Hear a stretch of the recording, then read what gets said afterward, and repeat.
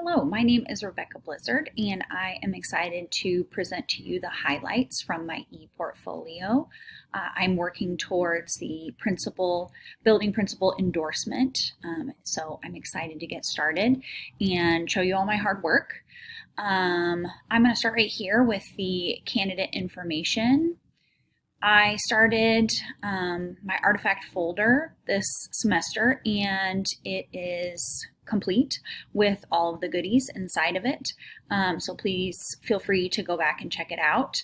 A lot of the YouTube videos are linked within the slideshows, and I've only put the Google Slides within the portfolio itself. So just double check that you are clicking those links.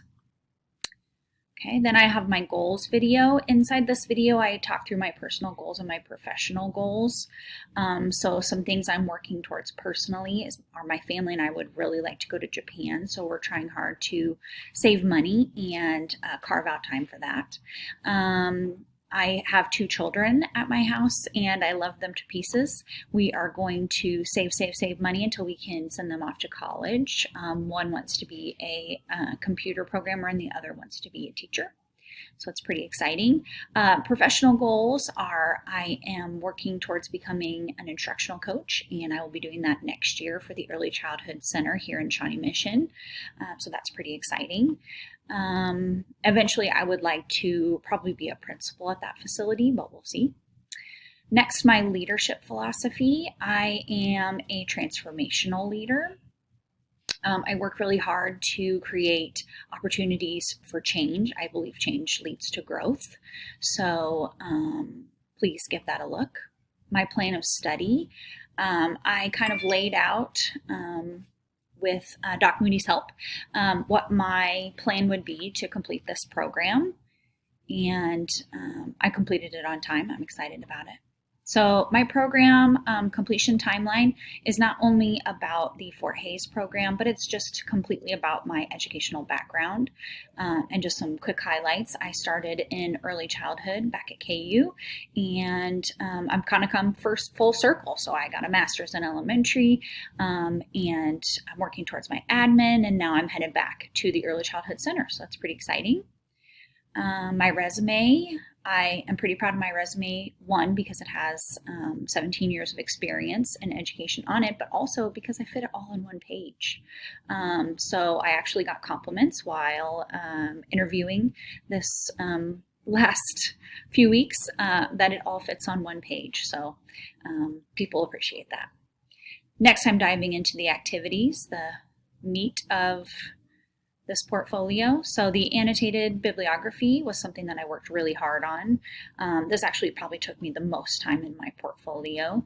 So really finding quality articles that fit the answers to the questions that I had in my brain.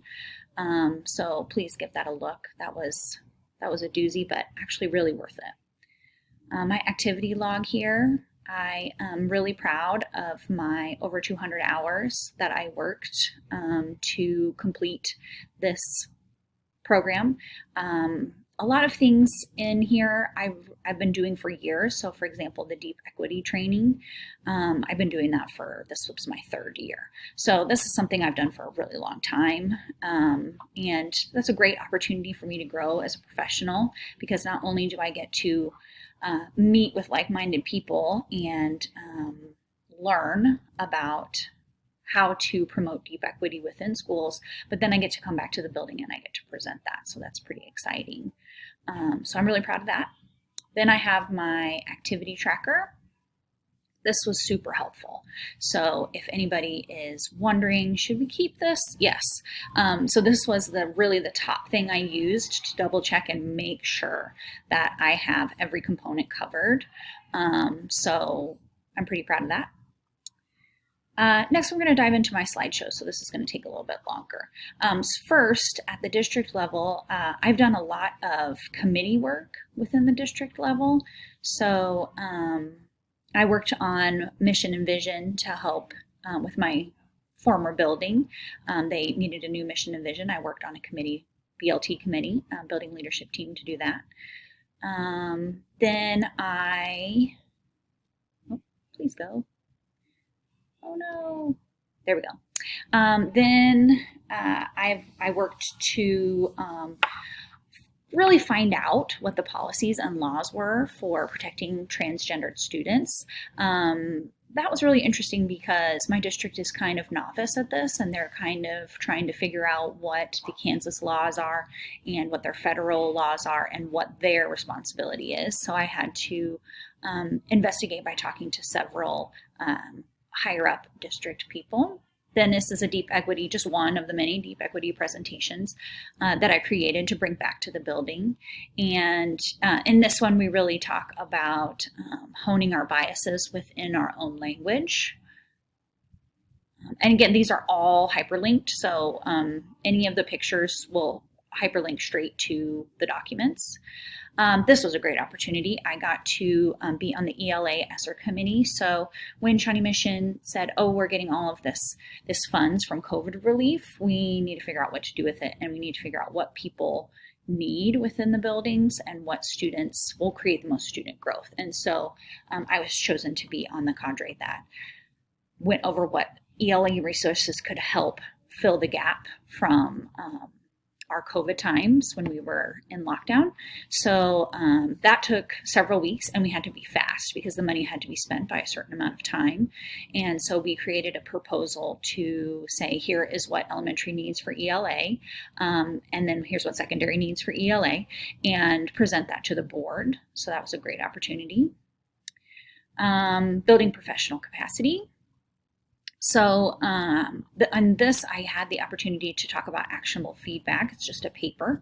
It's not just a paper. It's a really good paper that is something I really feel strongly about, especially when mentoring teachers and having student teachers. That's something that is really important, that you need to get feedback that's actionable, not just positive. You did a great job. All right. Next up is my elementary level slideshow. And this is my wheelhouse, so I have a lot in here. Mission and vision. This is for the Westwood View team. Again, the BLT team. It's kind of a little bit different. That first one was a presentation. This is actually working in the team. Then, this is decision making using ethics. So this is a presentation that I created. I love that one. And here's professional norms. So kind of modeling learning norms for not only for students, but for teachers. So setting those learning norms in PD can also help teachers take that back to the classroom where they need to set learning norms.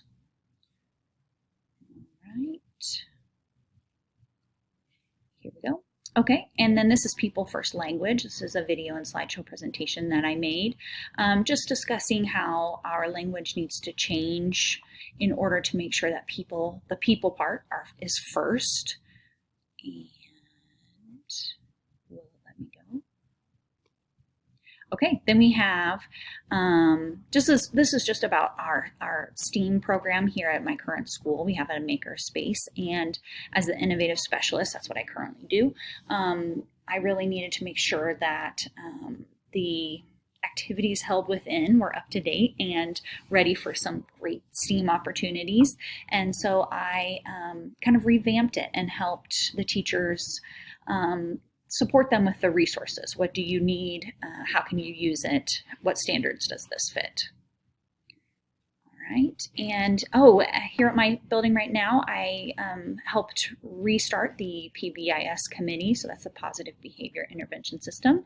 And that's been really great. So we've had quarterly assemblies, we have golden awards, just lots of really good stuff to help build a positive building culture. Okay.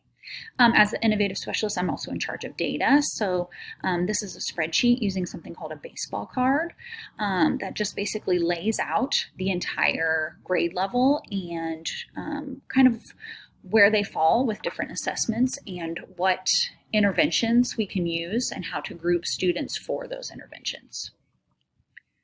Okay, and this is a video that I created for my former building about communication and actually areas of need in communication. So while my graphic there looks a little bit wild, that's because the communication was really not streamlined, which would have helped. And I talk about that in the video. And here's another video, Understanding My Community. So this just basically goes through some of the stats of the community and how all stakeholders are involved in making decisions for the school. Here we go. I skipped one. This is where I got to create the master schedule with my leadership team here at Blue Jacket Flint. And this is the master schedule. And it was actually my responsibility to make sure that there was enough intervention time for every single grade level. And that they needed to have 30 minutes of reading workshop and 30 minutes of win time, so that way students could have 40 minutes of intervention throughout the day. So that was a really daunting task, but a really important one. Okay, and here is a presentation of Prezi. If you click it, it'll take you right to it, about how to build professional capacity. And as a Kansas mentor and as somebody who's hosted many a student teacher, this is really important to me. So something about building cultures being positive and having those professional relationships is something I really enjoy. Okay, and lastly, here we go. So again, I've had many student teachers and I've mentored many newbies, and this happens to be one. And here we are at a conference, just learning away. I believe we're learning about 95% group there. All right, on to my secondary. Okay, I had the opportunity to go to a Trail Ridge meeting, that's the middle school here, kind of to discuss the logistics of the new mitigation at the very beginning of the school year. That was tough because middle school is a whole different ballgame from what I'm used to. This is the Faculty Advisory Council. So I go to that quarterly, and then I report back to the building about the happenings and the important parts of what the head administration is doing and what's coming down the pipe. Just recently we discussed the legislation that's in the Kansas Congress and brought that back to the building.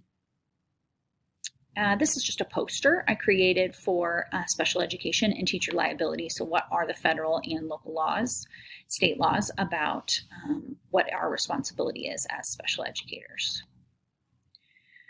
Here is RTI committee. This is for secondary and elementary. I included it in my secondary slide though. So in RTI committee, we really focus on defining the tiers within the RTI system. What does tier 1 look like? Exactly what is tier 2? What is tier 3? What resources can we combine to put in those tiers to help teachers run interventions that work? Okay, and here's a poster for student safety for the internet that could be posted in secondary classrooms. And this is a presentation that I created talking about religion in schools, how important that is.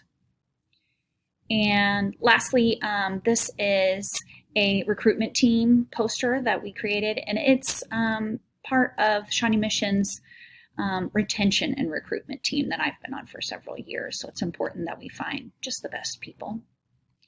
Here are my administrative verifications and my reflection as a learner in this program.